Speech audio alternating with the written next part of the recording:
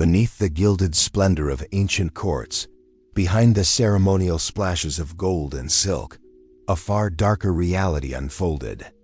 Here, power was measured not in wisdom or diplomacy, but in fear, obedience, and suffering.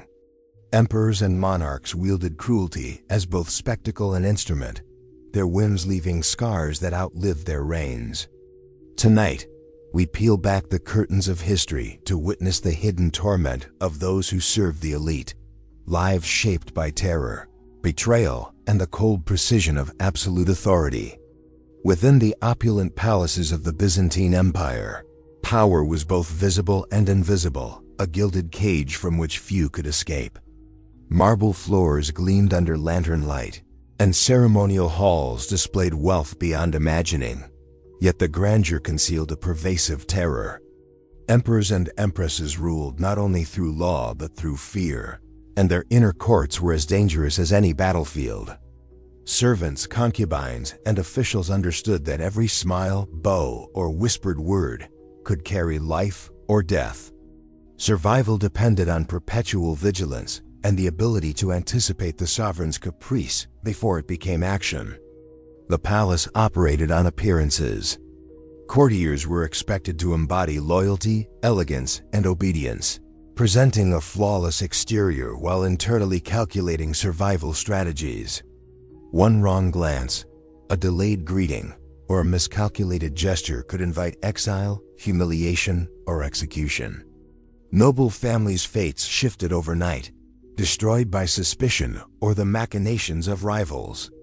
Favor was ephemeral, a currency dependent on the emperor's capricious attention. Secret reports, delivered by eunuchs or spies, chronicled the minor failings and private conversations of courtiers. Allegations were sometimes fabricated, sometimes exaggerated, but always deadly. Ministers and generals could vanish overnight, their estates seized, their names erased from records. Others were exiled to remote fortresses, left to endure isolation and despair. Some were quietly executed where no witness survived.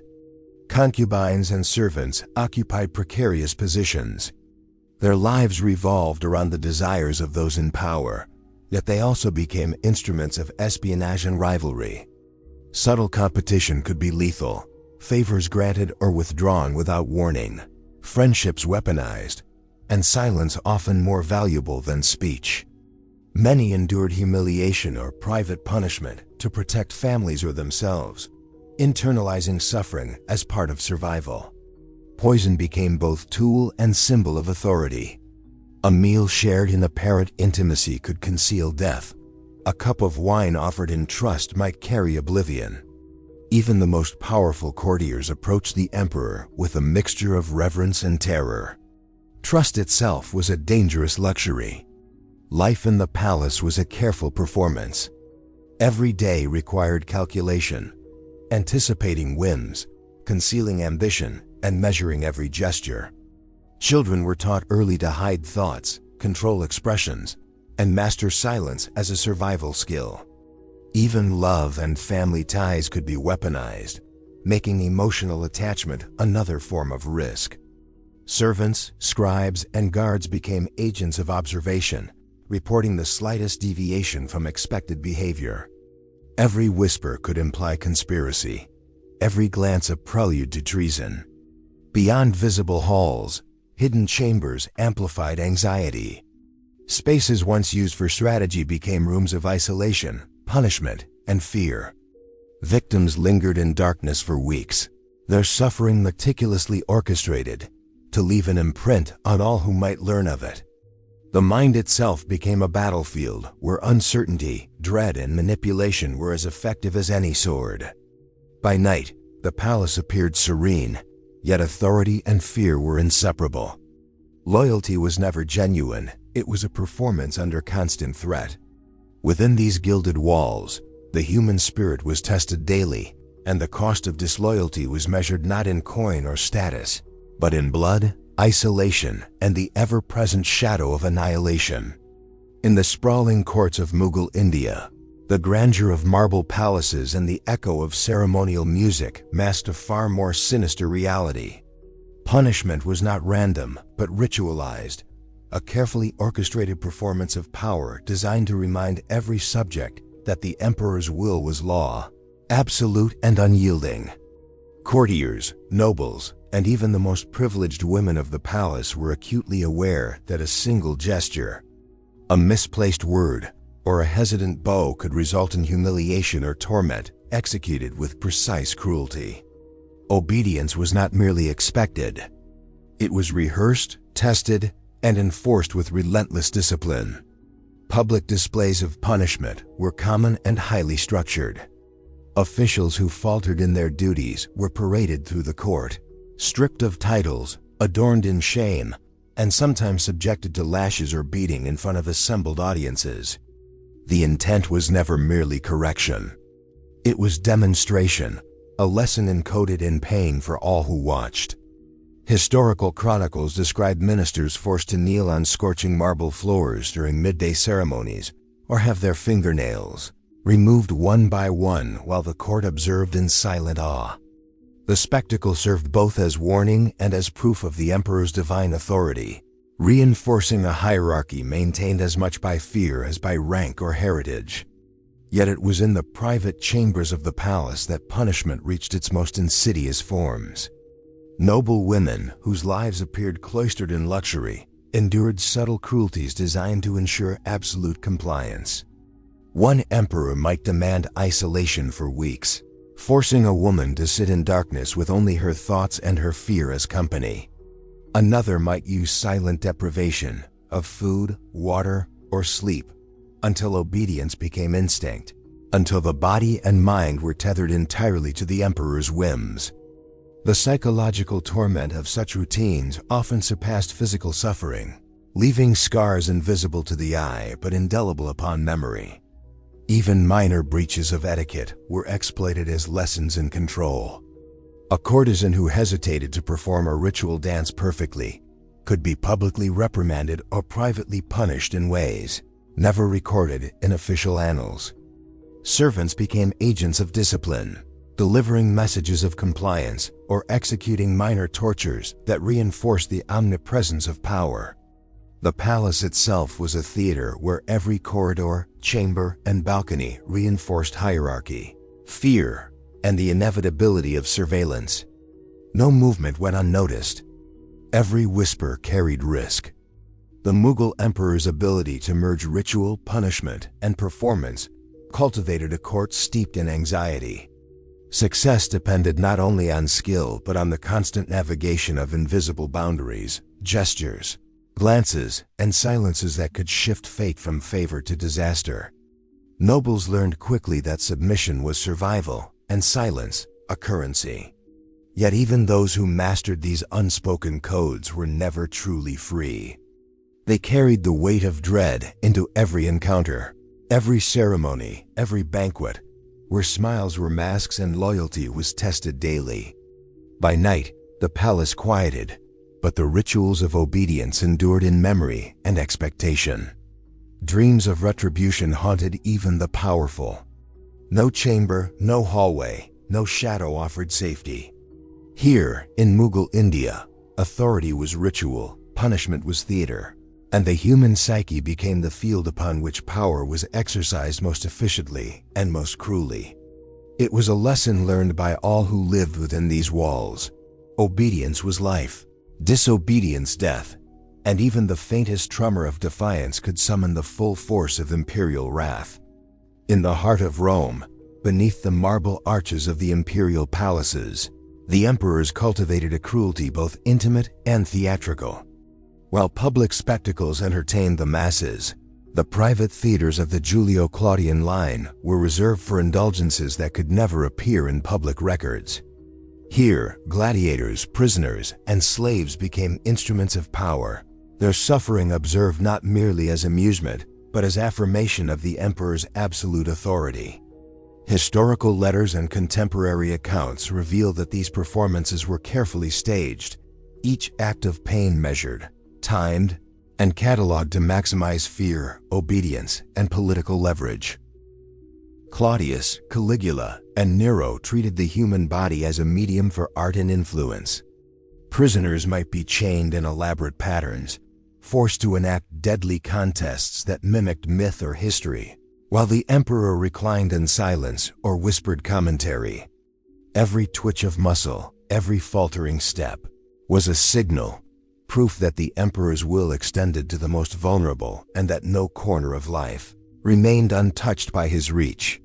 Some were made to endure hours of mock combat, fighting not for glory but survival, as the audience of one watched intently. Pain, humiliation, and terror became a spectacle carefully curated to instill obedience in the palace and beyond. The emperor's fascination with endurance extended to the household. Slaves and servants were sometimes compelled to participate in these private horrors, either as victims or as unwilling facilitators. Punishments were frequently invisible to the public eye, but meticulously recorded in the annals of palace intrigue. The psychological toll on those who witnessed these acts was profound. Guards, scribes, and courtiers learned to anticipate the emperor's next whim, to measure the subtle shifts of expression that might signal life or death. Fear became a constant companion, shaping behaviors, alliances, and even thought itself. Some accounts describe evenings in which the emperor staged elaborate reenactments of historical battles, using prisoners as living figures of defeat and humiliation. Others reveal experiments in endurance, men and women subjected to extreme physical stress, hunger, or deprivation, with the emperor observing reactions as if they were tests of both body and soul. These private theaters blurred the lines between entertainment, punishment, and psychological warfare, leaving no distinction between observer and participant. All were trapped in the web of imperial control, their survival dependent on compliance and the emperor's fleeting caprice. Yet it was not merely cruelty for amusement. These spectacles reinforced the political hierarchy. Senators and courtiers understood that the emperor's gaze could decide destiny. Witnessing suffering firsthand was a lesson in obedience, a reminder that even the most powerful within the state could be made subservient. Letters from the era recount whispers in corridors about lives quietly destroyed, alliances dissolved, and families shattered, all within the emperor's private chambers. Power was a performance, and the audience was both captive and complicit. As night fell over the Palatine Hill, the city outside remained oblivious to the torment within. Lanterns flickered in shadowed halls, and the emperor retired, leaving a palace filled with exhaustion, fear, and the lingering echoes of pain. In Rome, as in the palaces of Chang'an and Delhi before it, authority was inseparable from cruelty.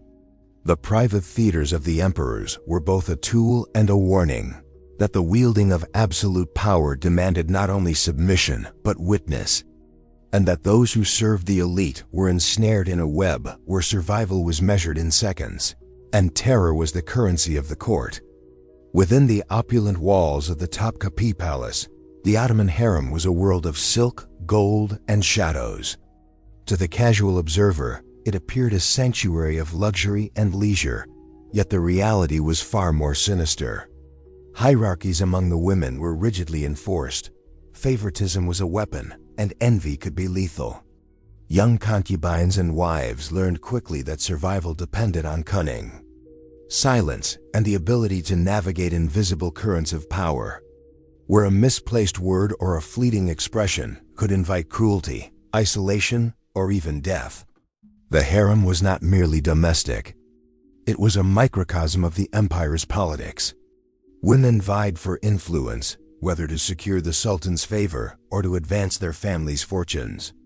Rivalries could escalate to subtle acts of sabotage, a poisoned meal, tampered garments, or whispered lies intended to tarnish a rival's reputation. Historical accounts reveal instances where favorites orchestrated the removal of others through isolation, denial of sustenance, or secret punishment, often leaving no trace beyond the emotional and psychological scars. These were contests of endurance and intellect, where survival demanded constant vigilance and a cold appraisal of human nature.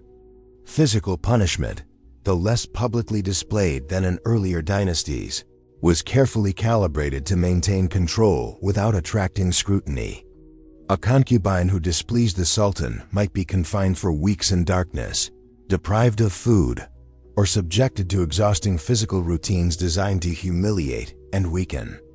The ultimate sanction was removal from the harem, either banishment to distant palaces or the shadowy execution of those deemed threats to hierarchy.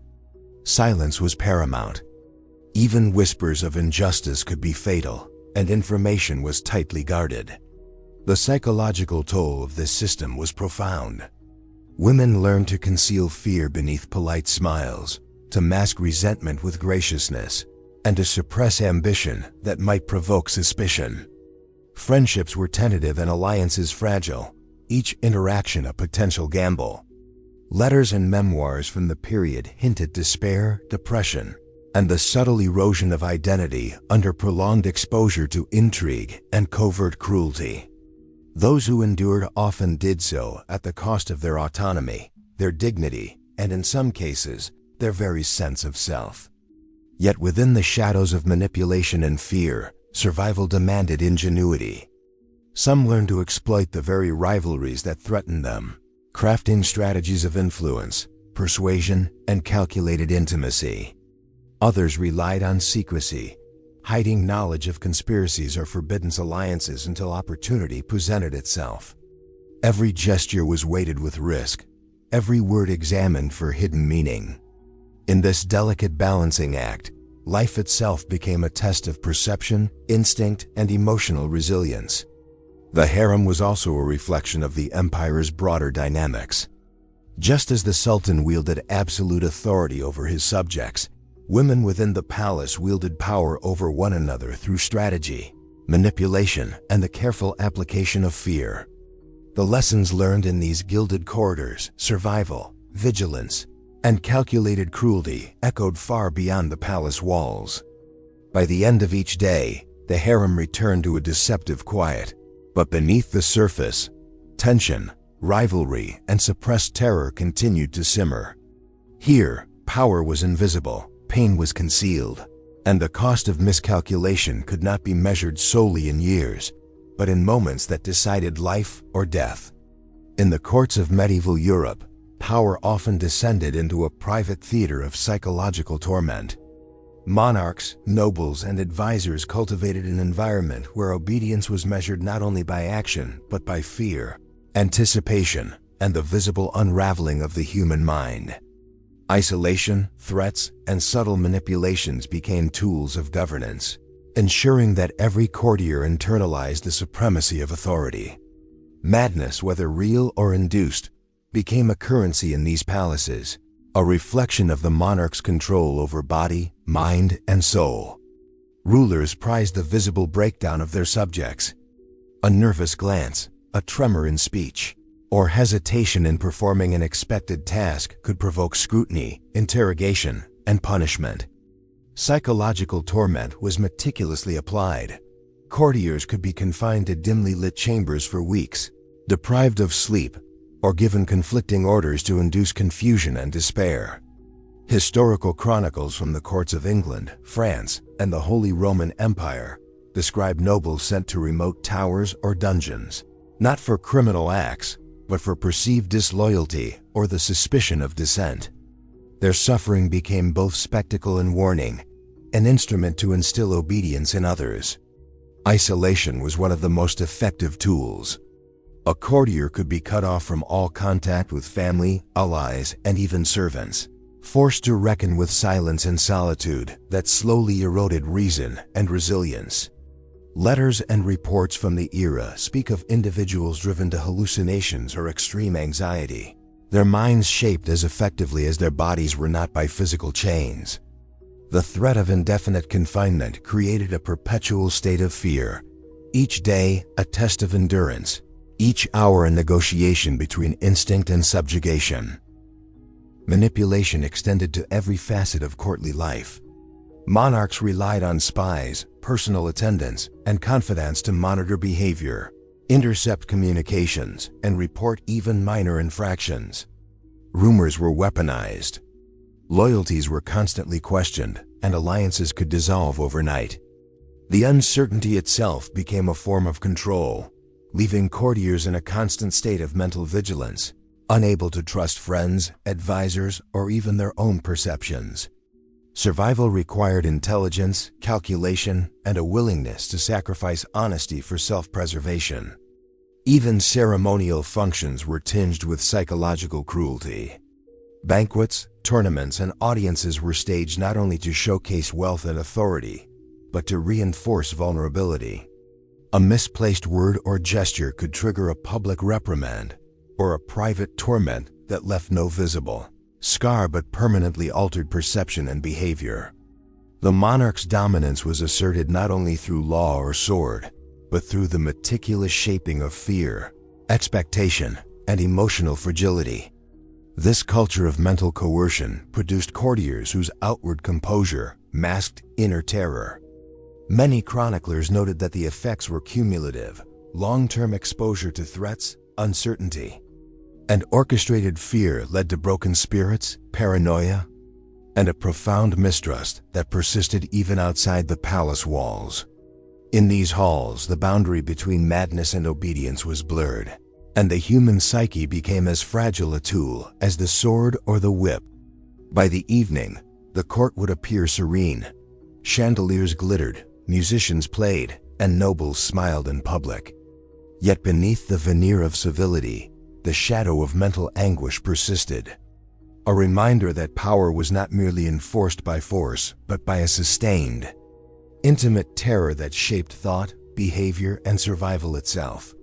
In these corridors, authority and cruelty were inseparable, and the edge of madness was the price exacted by those who ruled without restraint. Across the ancient world, rulers used ritualized death as both a tool of power and a symbol of divine authority. In the Aztec Empire, elaborate ceremonies ensured that the hierarchy was unmistakable, and the consequences of rebellion were made tangible. Victims of war, captives, and even local elites were selected for sacrifice atop towering pyramids, their hearts torn from their chests in public display. Blood was not merely an offering to the gods. It was a vivid, unavoidable lesson for all who watched, demonstrating that life itself was held at the whim of the powerful. These sacrifices served multiple purposes. They reinforced the emperor's spiritual and temporal authority, acted as instruments of terror, and reminded the populace that obedience was non-negotiable. Courtiers and priests alike understood their roles were not only ceremonial but political. They maintained the machinery of ritual and ensured its terrifying message reached every observer. Any failure to perform duties properly, or a hesitation in participating, could mark a life for elimination, quietly or publicly. Survival required strict attention to the choreography of power and a meticulous understanding of who was favored and who was disposable. The Aztec ceremonies were highly structured. Captives were often paraded through the city prior to sacrifice, ensuring that their fear and suffering became a spectacle. On the day of the ritual, priests, adorned in ceremonial attire, carried out precise, methodical acts designed to honor the gods while enforcing the emperor's dominance. The victim's terror was compounded by the presence of nobility, soldiers, and common citizens, all observing in awe and dread. Historical accounts describe the psychological impact. Those who watched learned to calculate every action, expression, and loyalty with painstaking care, for a single misstep could invite death. These public acts of ritualized violence were mirrored in private punishments that were no less deliberate. Nobles and officials could be disciplined through ceremonies designed to shame, humiliate, or psychologically break them, reinforcing obedience without overt executions. The lines between spectacle, instruction, and cruelty blurred, ensuring that fear permeated every level of society. The act of witnessing became a method of governance. Each scream, each drop of blood, was a lesson etched into memory, shaping behavior, alliances, and moral calculations. By night, the temples and pyramids emptied, but the effects endured. Survivors carried the memory of fear, the echo of suffering, and the knowledge that human life was fragile and expendable when judged by those in power. Families and courtiers learned to navigate a world where ritualized violence was routine, and where obedience and silence were the only measures of survival. In these ceremonies, authority was inseparable from cruelty, and the human spirit, though resilient, became a tool to be tested, broken, and observed. The legacy of blood and ceremony was not only in the fallen, but in the living, who remained forever marked by the shadows of power exercised without mercy. In the gilded corridors of palaces across empires, from Constantinople to the Ottoman courts, silence was the currency of survival. Courtiers, concubines, and servants learned quickly that words carried weight far beyond conversation. A whispered opinion, a fleeting complaint, or even a look that implied disagreement could become a prelude to exile, mutilation, or execution. Survival demanded mastery over both speech and thought, an internalized vigilance that was at once exhausting and inescapable. In these courts, silence was more than prudence. It was a method of life, imposed by fear and necessity. The psychological toll of this enforced muteness was immense. Those who served the elite lived under constant observation. Eyes followed them in every chamber, ears attuned to every utterance. Any lapse, however small, could trigger a punitive response, often invisible but deeply effective. Servants learned to anticipate commands before they were given, to navigate the subtle currents of emotion and caprice, and to internalize the emperor or sultan's ever-shifting desires. Over time, the weight of silence became a suffocating presence, shaping thought, behavior, and morality alike. Among concubines, the cost was particularly pronounced. Women lived in constant competition, both for the ruler's favor and for protection against rivals. Envy and suspicion permeated every interaction, but speaking openly of injustice or fear was too dangerous. Letters or secret conversations could be intercepted, and even trusted confidants could betray in moments of self-preservation. The hierarchy of the harem was enforced not only through visible punishment, but through psychological mastery. Isolation, deprivation, and subtle intimidation were tools as lethal as the sword. Those who endured did so by silencing their pain, their grievances, and sometimes even their identity. For courtiers and nobles, the stakes were equally high. Political survival depended on obedience, discretion, and the careful performance of loyalty. Whispered rumors could spark accusations of treason, and even minor deviations from expected behavior were recorded and reported. Historians note that these courts produced individuals whose intellect and ambition were constrained by perpetual vigilance, where strategic silence became as vital as rhetoric or military skill. To speak freely was to risk career, fortune, or life itself. To remain silent was to survive, yet with the soul gradually eroded by fear. The mechanisms of silence extended into everyday routines. Meals, religious observances, and ceremonial events were all stages upon which the faithful demonstration of restraint and decorum was tested. Servants would watch one another, measuring responses for signs of disloyalty, while concubines evaluated gestures and glances for hidden intentions. This constant, unrelenting attention instilled anxiety that often lasted long after the immediate threat had passed. Memory of whispered warnings, sudden punishments, or the disappearance of others shaped every interaction. By nightfall, palaces appeared tranquil, their grandeur undisturbed. Yet within hidden chambers and shadowed corridors, the cost of silence persisted. Obedience had been purchased at the expense of comfort, morality, and mental stability.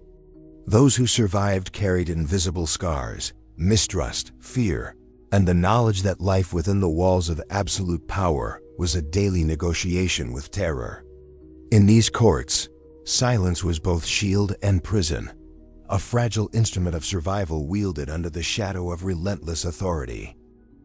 In the deepest chambers of palaces, where light barely reached and corridors wound like serpents, silence was heavier than any battle's roar. Here, The human cost of absolute authority was most visible and yet most concealed. Servants, courtiers, and concubines who had survived years of manipulation, fear, and orchestrated cruelty often vanished into these hidden spaces. Some were executed quietly, leaving no trace beyond the whispered memory of guards and attendants. Others were left to linger in prolonged isolation, their existence a slow punishment, a secret testament to the unchecked power of rulers who measured dominance in lives and minds rather than law or justice. These hidden tombs were not merely prisons, but instruments of terror. Individuals confined here were subjected to deprivation of food, water, and human contact, sometimes for months or even years. In darkness and solitude, perception itself began to fracture. Psychological torment compounded physical hardship. The absence of light, sound, and interaction disoriented the mind, eroded identity, and instilled a near-permanent dread. Historical records from Byzantine and Ottoman courts describe those who survived such confinement emerging physically intact but irreparably changed, haunted by memories that their tormentors ensured could never be shared. The corridors surrounding these chambers carried their own whispers of dread. Guards, eunuchs, and attendants moved cautiously, aware that every misstep could draw the attention of the sovereign. Even rumors of those who had disappeared were carefully managed. Families learned not to ask questions, and the living adjusted their behavior to avoid the fate of the vanished. The palace became a landscape of fear, where shadows concealed more than just architecture. They obscured the consequences of disobedience and the reach of power. For those left in silence, the punishment extended beyond the body. Deprived of social interaction, denied knowledge of the world outside, and stripped of status and identity, the human mind became a battlefield. Some lapsed into delirium, others into a hollow compliance, waiting in vain for a mercy that rarely came. Those who perished quietly in these chambers were often never acknowledged in chronicles, their suffering rendered invisible by design. Survival was not liberation. It was merely another form of imprisonment, measured in the quiet erosion of hope.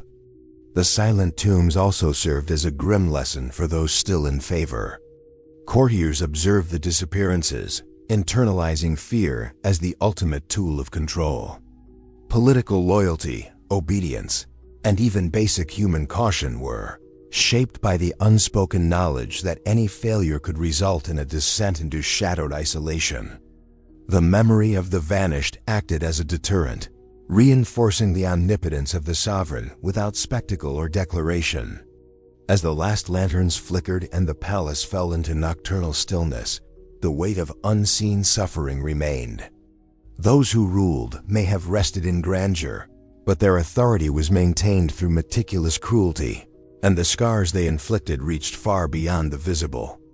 The silent tombs were more than chambers of confinement. They were enduring monuments to human fragility under absolute power.